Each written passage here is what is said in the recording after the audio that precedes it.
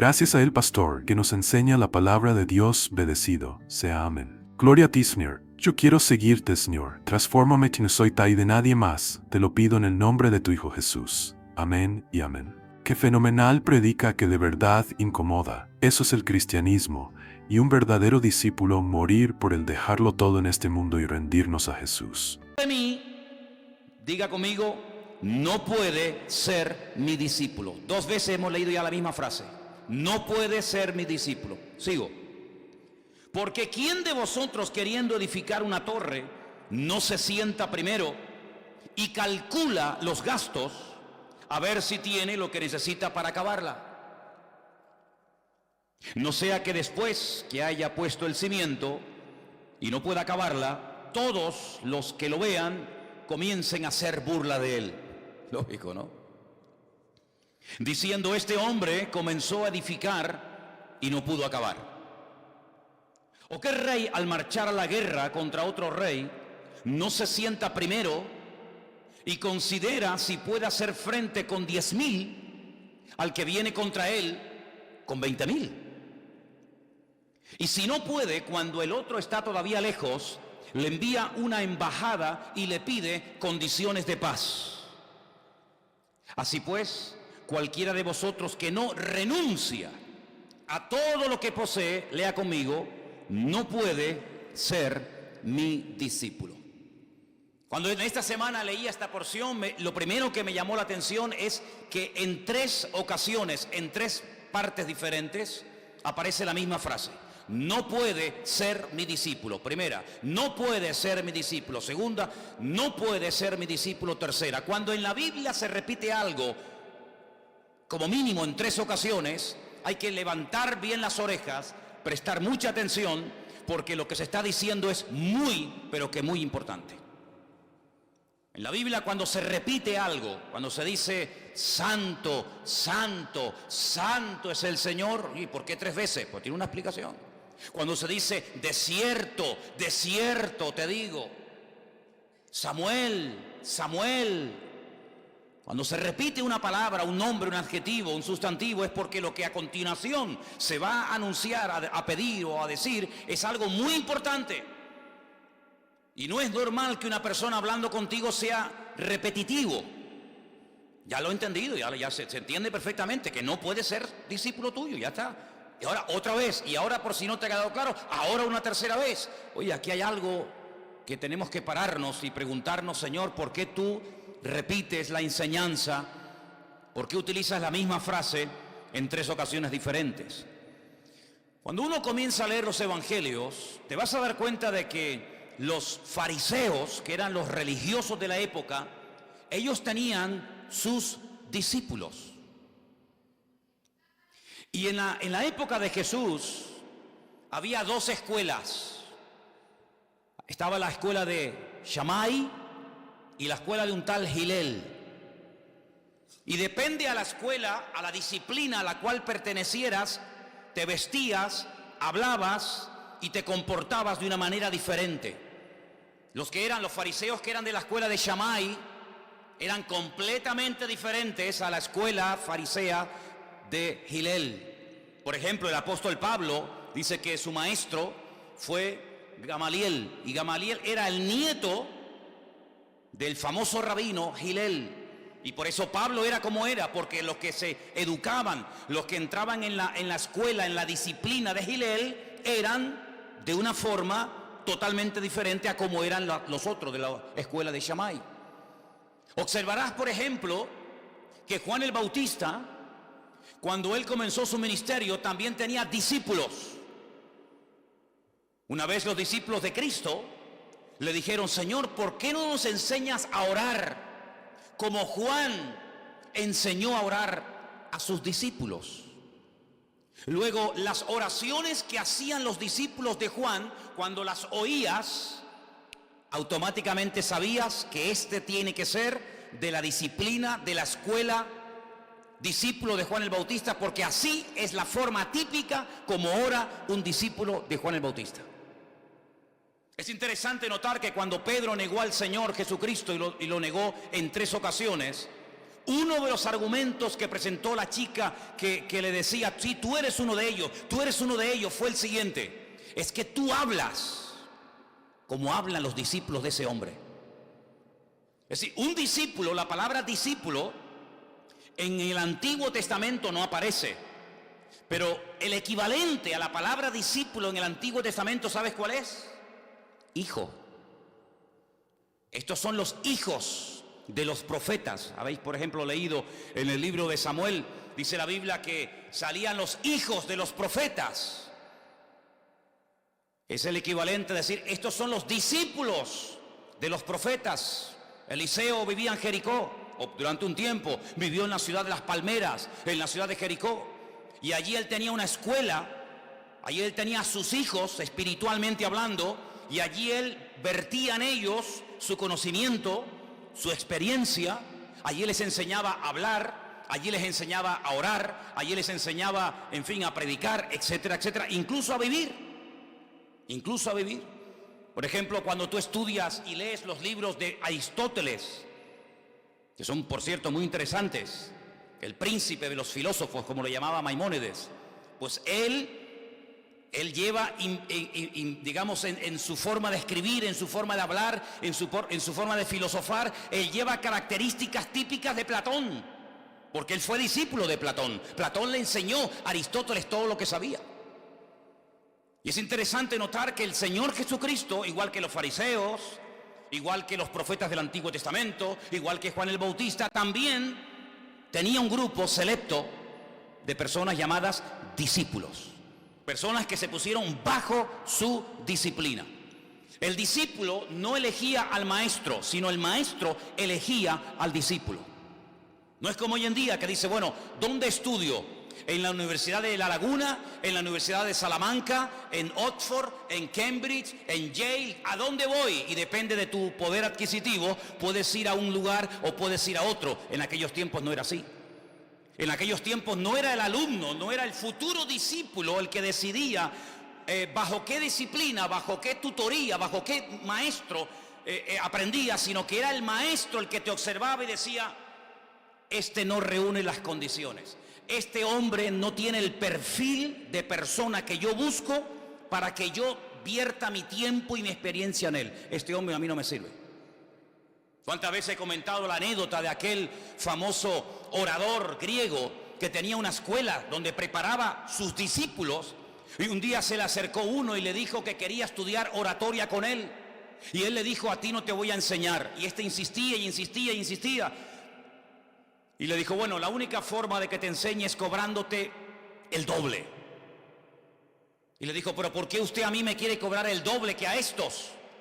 Dice, porque contigo tendré el doble de trabajo. Porque a ti primeramente te tendré que enseñar a que te calles. Y eso me va a llevar mucho tiempo. Y cuando aprendas a callar, cuando aprendas a oír, entonces podré empezar recién a enseñarte a hablar. Por eso me vas a dar doble de trabajo. Con estos no, porque estos vienen a aprender, pero tú vienes de enterado. Entonces te tengo que bajar los humos, y cuando te baje los humos, recién entonces podré comenzar a trabajar contigo. Los discípulos, cuando eran llamados por un maestro, se olvidaban de sus gastos. Por eso el Señor un día le dice a sus discípulos, cuando yo les llamé, os entrené, os capacité y os envié, ¿os faltó algo? ¿Os faltó comida? ¿Pasasteis frío? ¿Pasasteis hambre? Dice, no. Recordarlo. Porque el maestro era el responsable de cubrir desde que era llamado el discípulo hasta que se graduaba, hasta que era enviado, se encargaba de cubrir todos los gastos que tenía. Y esta filosofía, este tipo de trabajo, este tipo de forma de entrenar, de preparar discípulos, hasta el día de hoy, en Israel es así. Todos estos chicos que van a las yeshivas a estudiar, la inmensa mayoría de ellos no pagan absolutamente nada, sino que el rabino, el director de la escuela, se encarga de llamar por aquí, llamar por allá, pedir subvenciones, hablar con este amigo, a escribir correos, etcétera, para recibir finanzas, fondos para los gastos del discípulo. El discípulo se relaja, mi maestro no solamente me va a enseñar, sino que se va a encargar de cubrir todos mis gastos. Así que relájense. Si yo te he llamado, yo te voy a respaldar en todo lo que tú necesites. Ahora, me llama muchísimo la atención que los discípulos del Señor Jesucristo estuvieron 3 años con el Señor, y en esos 3 años ellos pudieron ver cómo el plan de la salvación se desarrollaba y cómo lo que ellos lograron ver y oír y experimentar, ningún discípulo, ni de Juan el Bautista, ni de Gilel, ni de Shammai, ni de ningún otro maestro, jamás lograron ver ni experimentar. Porque sin lugar a dudas tuvo que ser un auténtico privilegio estar bajo la disciplina del mejor maestro, del mejor profesor, del mejor profeta, del mejor orador, del Rey de Reyes y Señor de los Señores, como era nuestro Señor Jesucristo. Un día el Señor Jesucristo se le queda mirando a sus discípulos y le dice: ¿cuántos reyes y a cuántos profetas le hubiera gustado ver y oír lo que ustedes están viendo y disfrutando conmigo y no lo vieron? Es decir, tenían que considerarse privilegiados. Para ellos era todo un honor el hecho de que el Señor les fuera su maestro, desde que se levantaban hasta que se acostaban. Ahora, en el versículo 25 que hemos leído esta tarde, si leemos los versículos anteriores, vemos que Jesús iba dispuesto a ir a Jerusalén, y en esta ocasión no iba a celebrar una fiesta y se volvería, sino que esta vez iría a Jerusalén a morir. Como mínimo esta era la 3ª o 4ª vez que Jesús subía, según el relato de los evangelios, a Jerusalén. Y de repente él se da cuenta de que va rodeado, como dice el versículo 25, de grandes multitudes, miles y miles de personas. Y cuando dice aquí volviéndose, en griego es una expresión fuerte. Es como que se detiene, mira hacia atrás y como que les lanza un jarro de agua fría a las multitudes, a las miles de personas, como diciendo: un momento. Si alguno quiere ser mi discípulo, si alguno quiere venir en pos de mí, y pone las condiciones y pone el listón altísimo. En otras palabras, él se da cuenta de que están como muy entusiasmados, están como eufóricos por todos, claro, los milagros que han visto. Algunos de ellos seguramente habrían sido sanados o liberados de problemas espirituales. ¿Y a dónde va el Señor? A Jerusalén, vamos con él. Y el Señor dice: un momento, para. Vamos a controlar un poco este irreflexivo entusiasmo por seguirme a mí, porque ustedes no tienen ni idea a dónde yo voy y lo que a mí me va a pasar. Así que les voy a dejar las cositas claras. Si alguien quiere ser discípulo mío, y yo les recuerdo que cuando Jesús comenzó su ministerio, llamó a 70 discípulos, y luego a 12, y luego de esos 12 hasta uno le falló, y de esos 12, pues 3 eran los que más crecieron, y de esos 3 quedó uno, el más fiel de todos, el que estuvo hasta el pie de la cruz. Él sabe perfectamente que el entusiasmo es algo muy pasajero. Él sabe que ser un discípulo de Cristo basado en una emoción, eso no llega ni de aquí a la esquina. Yo he visto muchos cristianos a lo largo de mi vida que tienen un tiempo como de gloria, se entusiasman, empiezan a leer la Biblia, empiezan a venir a la iglesia, a esta o a otra, empiezan a orar y empiezan a estudiar y empiezan a caminar, pero el entusiasmo no dura siempre, hermano. Andar por emociones y por impulsos es lo más traicionero del mundo, porque eso se va así de rápido como un día vino. Y ahí hay una gran diferencia entre un seguidor y un discípulo. El que te sigue mientras esté entusiasmado, mientras las cosas le vayan desde su punto de vista bien, sigue. Pero en el momento en el que hay un revés, en el momento en el que hay la más mínima confrontación, en el momento en el que hay el más mínimo choque, automáticamente, si te he visto, no me acuerdo. Y es que existe la posibilidad de que algunos de ustedes sean simplemente en el día de hoy, fijaros lo que voy a decir, existe la posibilidad de que algunos de los que están aquí esta noche sean simplemente seguidores, pero no discípulos. Porque las características de un seguidor y las características, el estilo de vida de uno que sigue a Cristo y el estilo de vida de uno que es un discípulo de Cristo no tiene nada que ver. Es como el sol y la luna, como el día y la noche. Nada que ver. Las multitudes se ofendían y se iban. Las multitudes eran egoístas. Las multitudes buscaban muchas veces a Cristo, como decía el Señor: ustedes no vienen detrás de mí porque han entendido quién soy yo y qué he venido a hacer, sino ustedes vienen detrás de mí y me buscan porque están enfermos, porque tienen problemas espirituales en el hogar, porque ayer multipliqué los panes y los peces, y claro, permítame la expresión, es una bicoca seguirme a mí. Pero el Señor no vino a este mundo a buscar seguidores. El Señor no vino a este mundo a buscar clientes. El Señor no vino a este mundo a buscar pelotas. El Señor no vino a este mundo a buscar personas que le sigan simplemente por recibir, sino que incluso si ustedes leen el capítulo 28 del Evangelio según San Mateo, que lo leímos hace unos días allí en el puerto de la Cruz, el día de los bautismos, las últimas palabras de Cristo en Mateo son: id y haced discípulos a todas las naciones. No seguidores, sino haced discípulos. ¿Cuáles son algunas de las características de un discípulo? Vamos a volver a leerlas, versículo 26. Si alguno, dice otra versión, no me ama a mí más que a su padre, a su madre, a su mujer, a sus hijos, a sus hermanos y hermanas, incluso si no me ama a mí más que a su propia vida, no puede ser mi discípulo. Hay tres áreas que Jesús toca cuando habla acerca del tema del discipulado: la familia, la voluntad y el patrimonio. En eso se resume prácticamente nuestra vida. Así de claro. Nuestra familia, todos tenemos familia, lo que somos como persona y lo que podemos llegar a tener o atesorar a lo largo de nuestra vida. Y en esa línea de flotación, en esos tres pilares fundamentales de cualquier ser humano, es donde apunta y golpea fuertemente el Señor. Y dice tajantemente: si tú amas a tu mujer más que a mí, tú a mí no me sirves.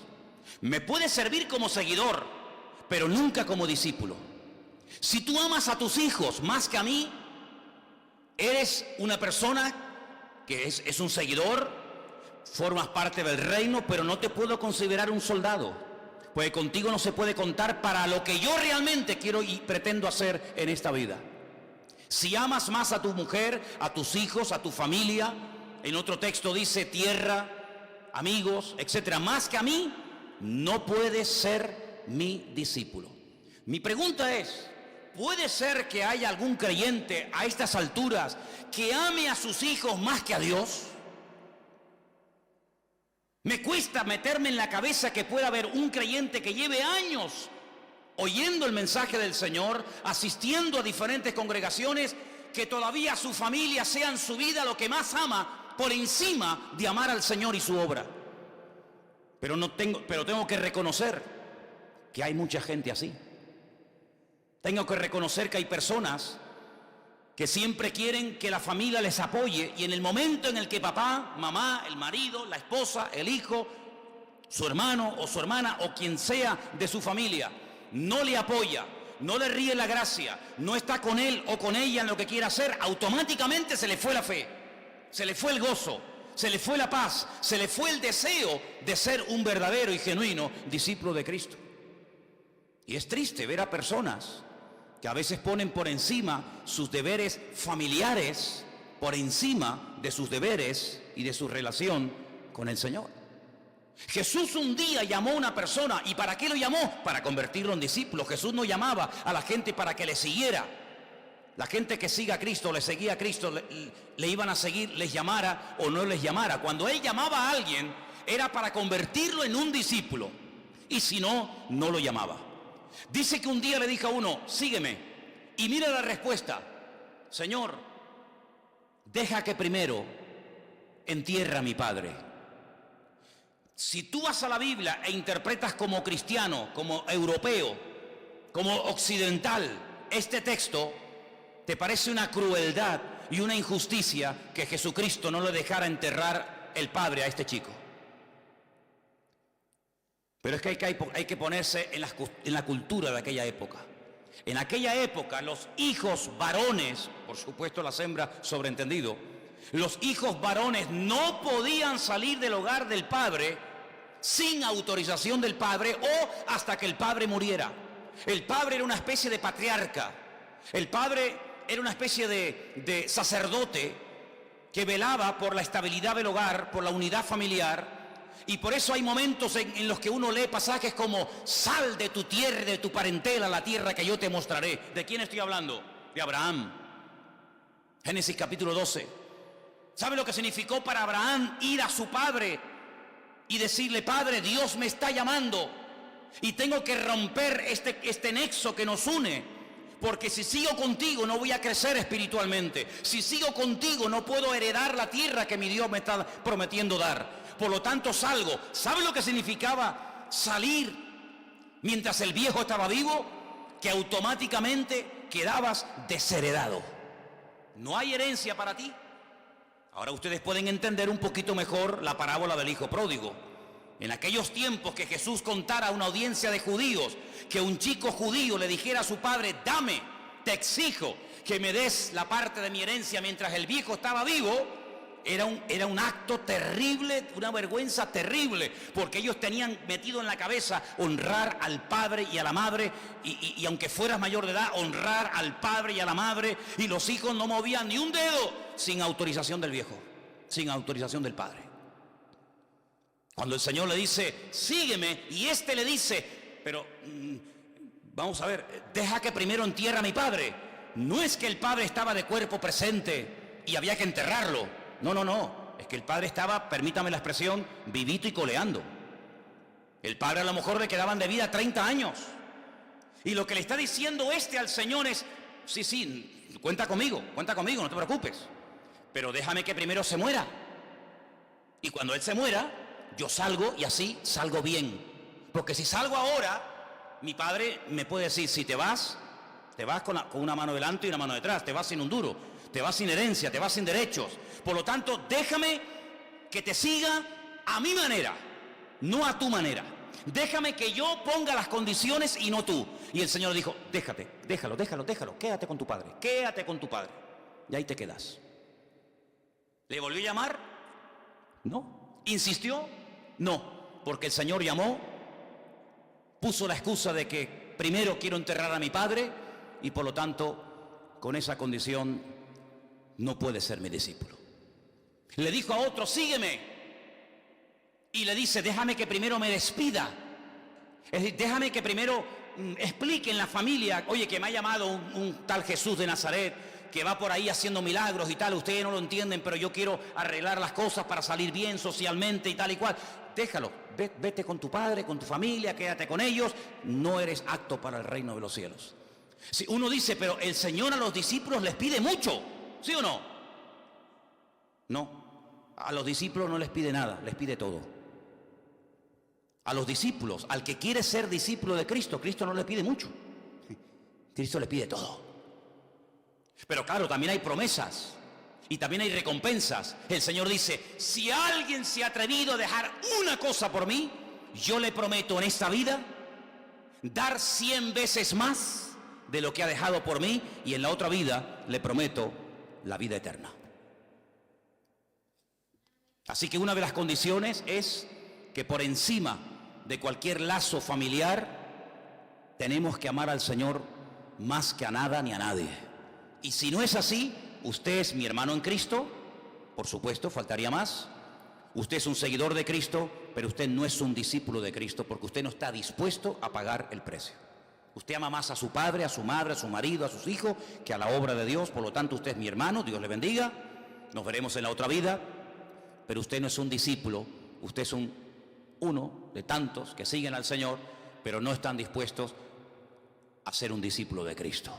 Otra condición tremenda, ahora toca otro área, y dice, estamos en el versículo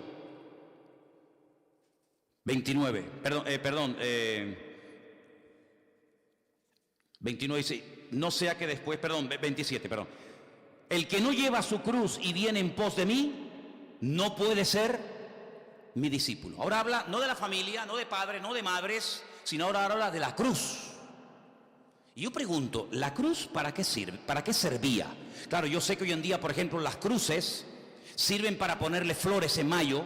¿Habéis visto, no? Santa Cruz, Cruz Santa, Puerto de la Cruz, la Cruz de la Cebolla, la Cruz de los Martillos, ¿no? Tenerife está todo lleno de cruces por todos lados. Y en mayo hay una competición, hay un, ¿cómo se llama? Sí, una competición, un concurso. Aquí, por ejemplo, en la avenida, ¿cómo se llama esta de La Salle? Gracias. Ponen una cruz, porque hay un colegio ahí, Colegio San Ildefonso, y ponen una cruz y los niños van, ponen crucecitas. Cuando vas para el Parque García Sanabria, en la Rambla vemos un montón de cruces y van una serie de personas y van tomando nota y tal, 10 puntos, 4 puntos, suspendido, bueno, tal. Y entonces hay un premio a la cruz más decoradita. Hay gente que la cruz no participan de eso, pero por ejemplo se la ponen en el cuello. Dice, bueno, la cruz, pues yo me la pongo en el cuello. Otros se la ponen en el zarcillo. ¿No habéis visto a gente que se pone la cruz aquí en la... tendrían que poner la verdadera, en vez de la chiquitita, una grandota, ¿no? Hay gente que se pone la cruz como un tatuaje. Se tatúan, se hacen un tatuaje y dicen, no, que yo soy cristiano, ¿verdad? Me acuerdo una de las primeras veces que fui a Belén, la ciudad de Belén donde nació Jesús, conocí a un palestino, decía él que era cristiano, y me dice, mira, yo soy cristiano y tenía aquí un cacho de cruz tremendo. Pero después me dice, pero mira lo que tengo aquí. Y sacó un revólver, sacó una pistola y me dijo, pero esto es para matar a judíos. Digo, qué cristiano tan curioso, tan simpático, ¿no? Tremendo, ¿no? El judío que agarre, judío que mato. Pero era cristiano. Los mataban en el amor del Señor. Tremendo, ¿no? ¿Para qué servía la cruz en los tiempos de Cristo? Para matar. Nada más que para eso. A nadie se le ocurriría coger una cruz y ponerla en una sinagoga o ponerla como objeto decorativo en una casa. ¡A nadie! ¿Habéis visto esos matrimonios que encima de la cama de matrimonio? Siempre en la cama del matrimonio, nunca en la cama del niño. Nunca en la cama de la madre, siempre en la cama de ellos. Pero un crucifijo que el día que se les caiga encima, el día que se caiga el pedazo de crucifijo, va a haber una desgracia.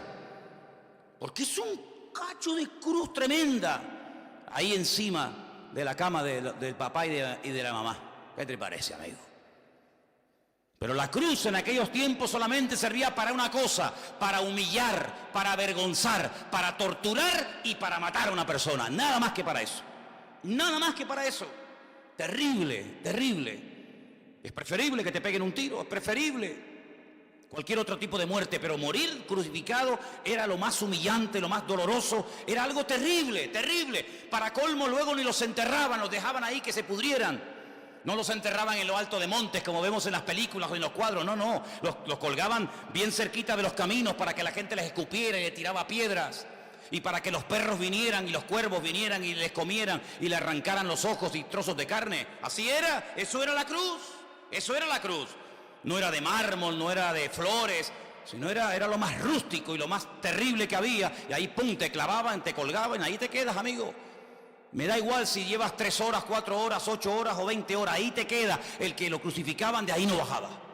Y el Señor dice, ustedes me están siguiendo a mí, pero yo les quiero dejar bien claro que yo voy a Jerusalén a morir. Pero no solamente yo voy a morir a Jerusalén, sino que ustedes tienen que tomar voluntariamente la cruz. Porque si ustedes no toman la cruz, es decir, si ustedes no estáis dispuestos a sufrir vergüenza, a ser humillados, a ser ultrajados, incluso a morir, no podéis ser mis discípulos. Bueno, pero es que yo lo que quiero es venir a la iglesia para que mi marido no me deje, no para que me maten en una cruz. Yo vengo a la iglesia pues para que mi hijo deje la droga y a veces se convierte y cambia de vida y el hombre se integra a una vida normal y tal. Yo vengo a la iglesia porque alguien me dijo que si venía aquí, pues me podían echar una mano, me daban algo de dinero, o ropita, o me conseguía una novia, o me conseguía un novio. Pero hombre, tú me estás hablando a mí de que tengo que estar dispuesto a morir. Pero es que, perdone, yo no estoy diciendo esto porque yo esta tarde no tenía otra cosa que hacer y me estoy inventando esta historia.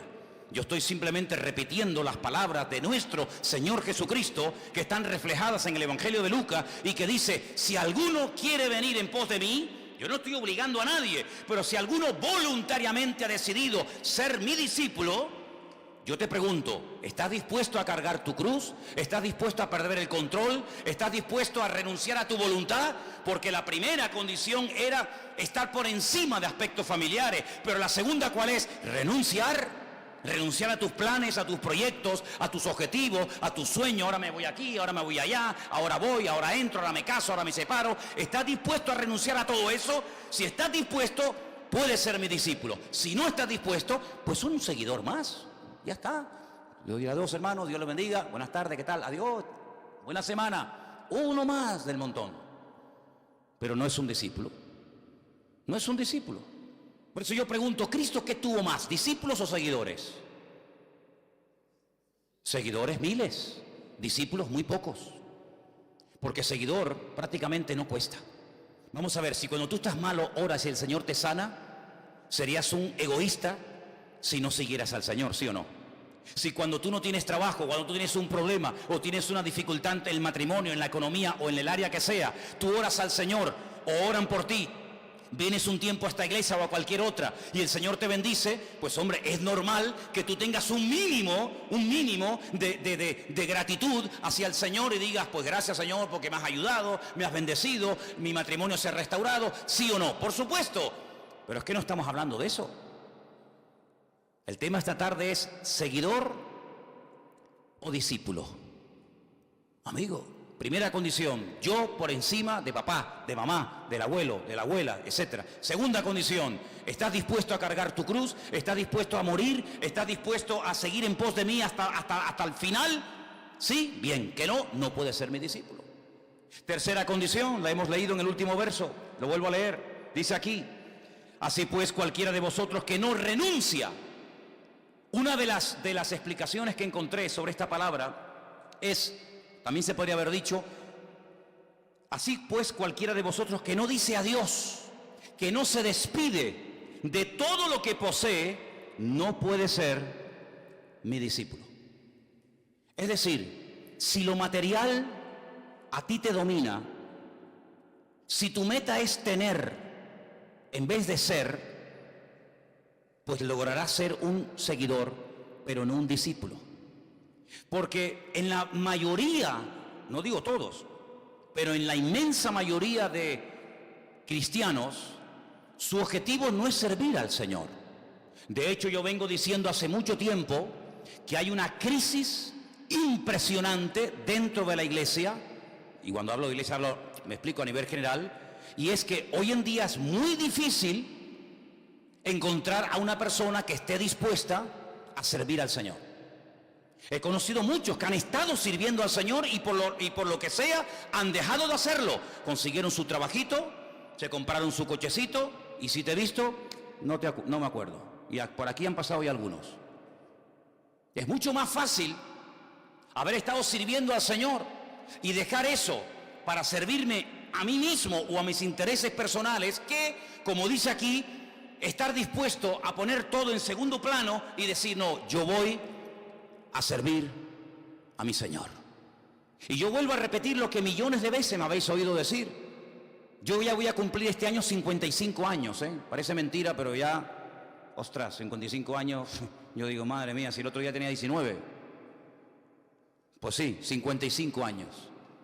Y yo me convertí, pues, con 17, a punto de cumplir 18 años. Y hay una cosa que mira que yo he preguntado, le he preguntado a pastores, lo he preguntado en iglesias, lo he preguntado en América, lo he preguntado en Europa, lo he preguntado por todas partes y todavía nadie me ha dado una respuesta que me deje satisfecho. ¿Sabes qué les he preguntado? ¿Cómo es posible que si nosotros los cristianos decimos que el haberme encontrado con Cristo, el haber sido perdonado mis pecados, el haber nacido de nuevo es la experiencia más grande, gloriosa y maravillosa de la vida? Pregunto, ¿sí o no? ¿Estoy exagerando? Porque ser madre tiene que ser una experiencia tremenda, pero hay una experiencia aún más grande que esa, y es la de ser un hijo de Dios, sobre todo para los que hemos venido de la calle. Cuidado, que no le quito mérito a los que han nacido en el Evangelio de familias cristianas, lo cual es una maravilla y un privilegio. Bienaventurado el varón que no anduvo en consejo de malos, dice la palabra. Cuidado, ya me hubiera a mí gustado, pero el Señor tenía otro plan para mi vida. Pero los que hemos venido de la calle y hemos estado revolcándonos en la basura con los demonios y nuestra vida ha sido un desorden desde que nos levantábamos hasta que nos acostábamos, hermanos, de rebeldía, de soberbia, de ira, de millones de cosas. y nos hemos encontrado con Él, yo no he tenido otra experiencia en mi vida más grande, más satisfactoria y más maravillosa que haber conocido a Cristo como mi Señor y Salvador. Ninguna. Mira, aunque te meta toda la coca por la nariz que tú quieras, aunque te pinche lo que quieras, aunque haga lo que te dé la gana, ninguna experiencia en esta vida es tan satisfactoria y tan genuina como nacer de nuevo y encontrarte con Cristo. Ninguna. Porque cualquier otra experiencia se acaba. ¿Sí o no? Hermano, aquí hay gente que tiene más experiencia que yo en lo que estoy diciendo. Y te pueden decir, yo me ponía por la mañana y cuando llegaba unas horas o a la tarde, otra vez tenía que volver a las andadas. ¿Por qué? Porque no hay experiencia que dure y dure y dure y no se acaba. Pero con Cristo sí. Con Cristo voy de una gloria a otra, de una victoria a otra, de una bendición a otra, de un triunfo a otro. Y eso de no, el primer amor lo tengo hoy. El primer amor lo tengo hoy. No, eso era cuando te convertiste. Bueno, me convertí y ahora yo amo más a Cristo hoy que cuando tenía 18 años, hombre. Porque ahora lo conozco mejor todavía. Yo amo más hoy a mi mujer que cuando la conocí. Bueno, es que cuando me casé con ella ni la conocía. Yo creo que ella se enamoró de mí porque no me conocía. Yo me enamoré de ella sin conocerla, pero yo digo que ella se enamoró de mí porque no me conocía, porque luego me conoció y dice, madre mía, menudo callo me tocó. Pero con Cristo, es que, hermano, es que no hay otra experiencia en mi vida. Me han calumniado, me han criticado, me han robado, me han hecho de todo. Pero como yo sé en quién he creído, hagan lo que hagan o digan lo que digan, a mí no me afecta. Bueno, me afecta como persona, pero mi relación con Dios es indestructible. Porque yo no conocí a Cristo en un hogar cristiano de una abuelita, de un abuelito que era cristiano. Yo ni siquiera leí la Biblia para convertirme. Yo entré a una iglesia a robar. Yo entré a una iglesia endemoniada, enfermo y desordenado. Y le dije, yo no creo en Dios, yo no creo en curas, yo no creo en pastores, yo no creo en nadie. Pero si tú existes, quiero que me ayudes, que me liberes, que me cambies y que me pongas patas arriba. Y el Señor lo hizo.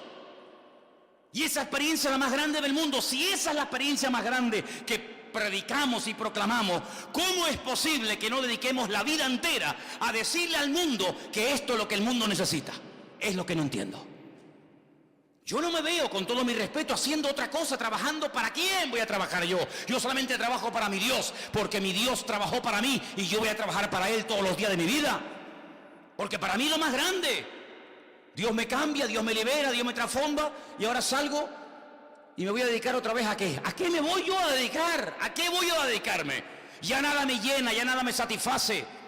Me acuerdo una vez en Galicia, hace muchos años, en una boda, estaba allí el presidente de la Junta de Galicia y se me acercó y me dijo, con el pico que tú tienes, me dijo así me dijo, me habrá confundido con un pájaro o algo, ¿no? Dice, con el pico que tú tienes y con la gente que tú conoces, tú nos podrías ayudar mucho. Además estaban de campaña el PP en aquella época. Dice, tú nos podrías ayudar y ganar mucha gente con ese pico que tú tienes. Y tengo un amigo que es político en Las Palmas que siempre que me ve me dice, yo, Manolo, de verdad, ¿cómo me gustaría a mí engancharte y ponerte ahí en los mítines para que nos convenzas al personal y los voten? Digo, pues lo llevas crudo, amigo. Y me ofrecían y te damos esto y no sé qué y no sé cuánto, que no me tientan lo que me ofrezcan. Porque para mí el vivir es Cristo y el morir es ganancia. Y no tengo ninguna envidia de esos que se dedican a eso, sino todo lo contrario. Muchas veces siento hasta vergüenza de los políticos que nos tienen que representar y lo que hacen es que nos hacen pasar vergüenza ajena, tanto dentro como fuera de España, sinceramente. Entonces cuando el Señor está llamando a esta gente, no los está llamando para entretenerlo. Bueno, venga, vamos a orar, venga, recibe. Uy, se cayó ahí y recibió, gloria a Dios. No. Voy a Jerusalén a morir. ¿Quieren venir conmigo? Hoy en día hay mucho juego, mucho circo dentro de las iglesias evangélicas. Hay gente que va a las iglesias evangélicas a reírse.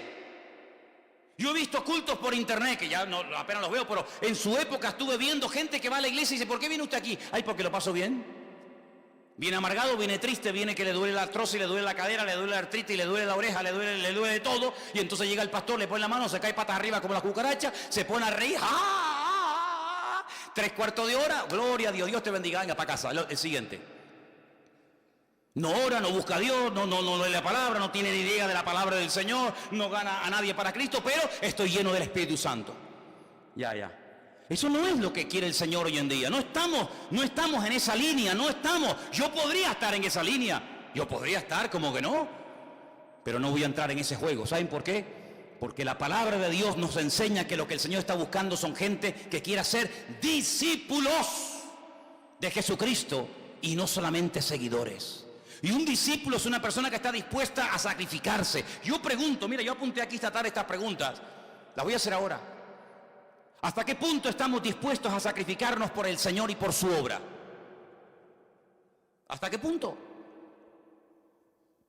¿Hasta dónde estamos dispuestos a sacrificarnos? Porque seguro que más de uno en esta tarde aquí ha estado o está trabajando en un lugar donde no te están pagando lo que tú te mereces. ¿Sí o no? Gracias por ese amén. Seguro que alguno de ustedes está trabajando y no le han pagado lo que tú mereces. O te dijeron que ibas a trabajar 4 horas y te están explotando y te ponen a trabajar 8.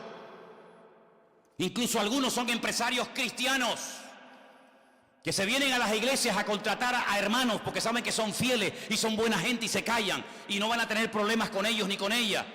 Y van de cristianos y los contratan hermanos en Cristo y luego los explotan y no les pagan lo que le habían prometido dar y se llaman cristianos.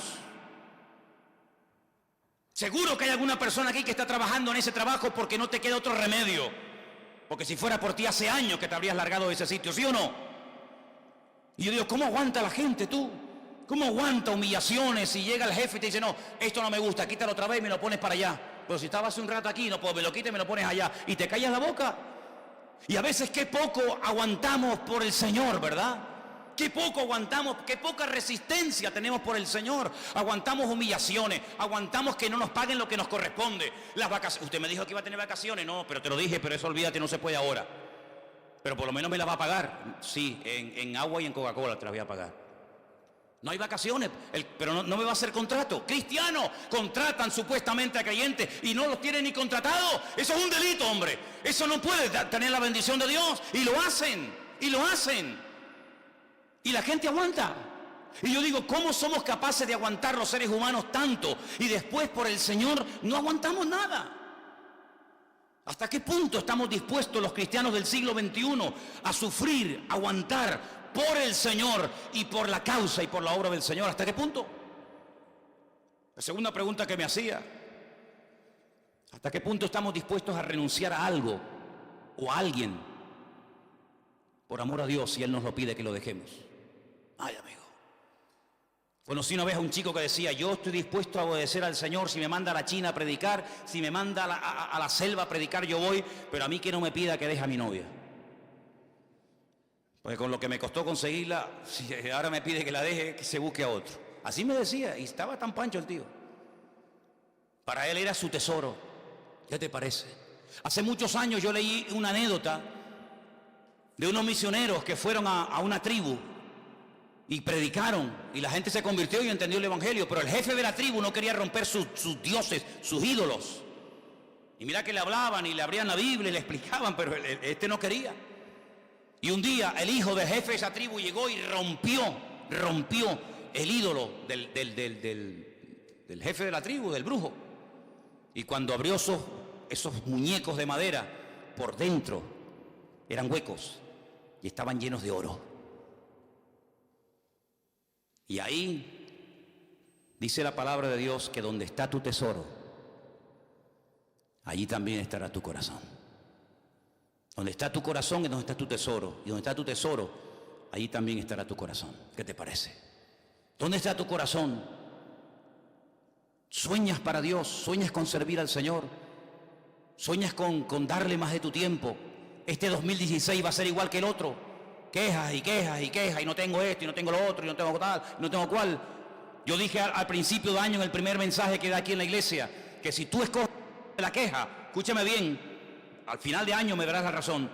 Si coges el camino de la queja, tendrás muchos motivos durante todo este año para seguir quejándote, porque es el camino que usted ha escogido, el de la queja. Pues toma, para que te sigas quejando. Pero si tú has escogido a primero de año y escoges en esta tarde el camino de servir, de agradecer, de ser bendecido, el Señor te dará millones de motivos para ser agradecido y ver la grandeza del Señor. Y aquellos reveses y aquellas cosas que aparentemente parecen negativas, al final te vas a dar cuenta de que aquello aparentemente negativo fue una bendición no una piedra, sino fue una bendición que Dios puso en tu camino, simplemente que no sabía discernir, no sabías leer la circunstancia que te estaba pasando. Yo lanzo una pregunta esta tarde y les digo a todos ustedes, ¿ustedes qué quieren ser? ¿Discípulos o seguidores? Sin que ustedes me respondan, yo ya sé. ¿Cuántos discípulos o cuántos quieren ser discípulos y cuántos han decidido seguir siendo seguidores? Yo les voy a pastorear igual a todos, créanme. No voy a tener mayor consideración con los que quieran ser discípulos. Les puede dar esta breve explicación que a los seguidores. No, yo les voy a tratar exactamente igual a todo el mundo.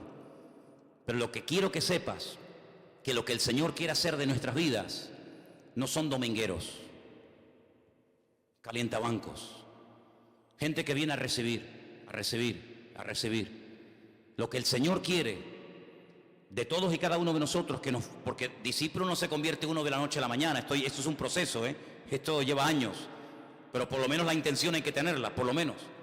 Si usted quiere ser discípulo, vamos a esforzarnos, porque yo también lo quiero ser, y vamos a esforzarnos y vamos a estudiar y vamos a aprender y vamos a hacer lo que podamos para poder llegar a final de año y decir, Señor, por lo menos estoy en la escuela del discipulado de mi Dios, de mi Señor. Pero si usted no quiere ser discípulo, usted quiere seguir siendo, pues eso, pues entra, sale, hola, ¿qué tal? Hola, hermano, todo hoy, qué bonito, qué bien. Muy bien, no hay ningún problema. Pero yo lo digo, con el amor del Señor, no sabe lo que te estás perdiendo. Porque las mayores bendiciones, la relación más profunda que el Señor tiene, no la tuvo jamás con los seguidores, sino la tuvo con sus discípulos. Un día, y termino, les dijo el Señor, escúchenme bien, a ellos, a los que me siguen, yo a ellos les hablo en parábolas. Y les dijo algo que les dejó, como diciendo, como a lo mejor a algunos de ustedes les dejará también, para que oyendo no se enteren y para que viendo no vean, como diciendo, pero Señor, yo a ellos les hablo por parábolas, yo los entretengo a ellos. Pero yo sé positivamente de que ellos son seguidores míos. Pero en cuanto vengan los problemas, en cuanto vengan las pruebas, en cuanto venga la persecución, todo esto que veis, se volatiliza esto. No va a quedar ni uno.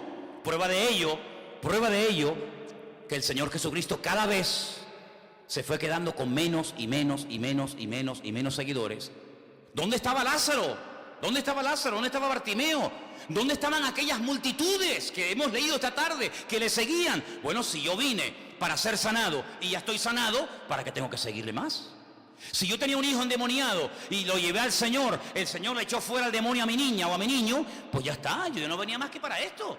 Y si yo tenía una hija que se me estaba muriendo, como la hija de Jairo, y el Señor vino y me la sanó, o mejor dicho, me la revivió, pues ya está, yo ahora yo sigo lo mío.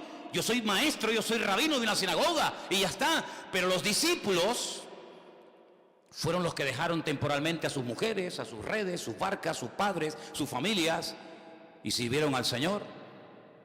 ¿Sabéis los nombres de las multitudes? Decidme 10, 15, 20 nombres de personas que le seguían en la multitud. No podemos decirlo, pero podemos decir nombres de discípulos. Claro que sí, porque esos son los que aguantaron hasta el final. Y si os metéis ahí en como me dijo alguien, en el maestro Google, vais a encontrar cómo murieron los discípulos de Cristo, torturados la mayoría de ellos como mártires por la causa del Señor. Y si hoy tú y yo estamos aquí, se lo debemos no a las masas, a los seguidores que le seguían hace 2000 años, sino a los discípulos que escribieron la palabra y nos transmitieron toda esa información hasta el día de hoy. Y si el año que viene, o dentro de 10 años, o dentro de 15 años, solamente Dios lo sabe, ya no estamos aquí, lo que quede de este trabajo, lo que quede de este ministerio se deberá no a los que eran seguidores, porque el seguidor no se reproduce, pero el discípulo sí se reproduce. El seguidor solamente piensa en él mismo, mi casa, mi coche, mi trabajo, mi tal, mi cual y mi no sé qué. El discípulo se reproduce. El discípulo no es una burbuja, sino que el discípulo enseña a otro a predicar, a cantar, a tocar. Yo siempre le he dicho, cada músico que está aquí en esta plataforma tiene que reproducirse en otro. Armandito tiene que enseñar a otro a tocar la batería igual o mejor que él. Y el de la guitarra, y el del bajo, y el de la trompeta, o el del teclado, o lo que sea. Y tenemos que reproducirnos. Marcos, el pastor del Puerto de la Cruz, es mi hijo espiritual, yo lo he parido en el Señor. Y la obra sigue adelante, no por los seguidores, sino por los discípulos. Y aunque Anderson ya venía convertido a Venezuela, donde ha crecido y donde ha madurado, y donde se ha convertido en un buen verdadero discípulo, ha sido aquí, en esta congregación, ¿sí o no? Y él tendrá que preparar a otro, y él tendrá que transmitir el relevo a otro, porque el discípulo es la persona que tiene visión del mañana. El seguidor no, el seguidor con tener hoy la papa, la comida, la ropa y el trabajo, no piensa nada más. El discípulo dice, Señor, y mañana, y estos niños que están ahora en la escuela dominical, ¿y quién va a ser el pastor de esta iglesia dentro de 25 años? ¿Quién va a ser? El seguidor ni piensa en eso. A mí qué me importa, yo qué sé quién va a ser, pero a mí sí me preocupa eso. ¿Y quién va a ser los próximos músicos? ¿Quiénes van a ser los que van a mantener la obra de Dios y van a seguir adelante predicando la palabra? Esa es la mentalidad que Dios quiere que tengamos. No una mentalidad cerrada de mi casa, mi familia, mi niño, mi casa, mi móvil, mi ordenador y ya está. No, mi hermano, abra la mente en este año. Hay mucho campo para cada uno de nosotros. No pierdan el tiempo, prepárense, sean verdaderos discípulos del Señor. Y si eres discípulo del Señor, yo te digo, nada te faltará. A los seguidores les faltan muchas cosas, por eso seguían a Cristo, por eso seguían al Señor, porque como no tenían que ir al Señor. Pero no dijo el Señor que más bienaventurado es dar que recibir. ¿Quiénes dieron de comer a las multitudes? Algunos dirán Cristo, sí, pero ¿a través de quién? Dice que partiendo los panes y los peces, se lo puso delante de los discípulos y les dijo, ahora vosotros, dadles de comer. Así que, amados hermanos, hay cosas que tú llevas dentro que aún no has sacado fuera. Hay cosas que tú llevas dentro en tu corazón que tienes que manifestarlas fuera.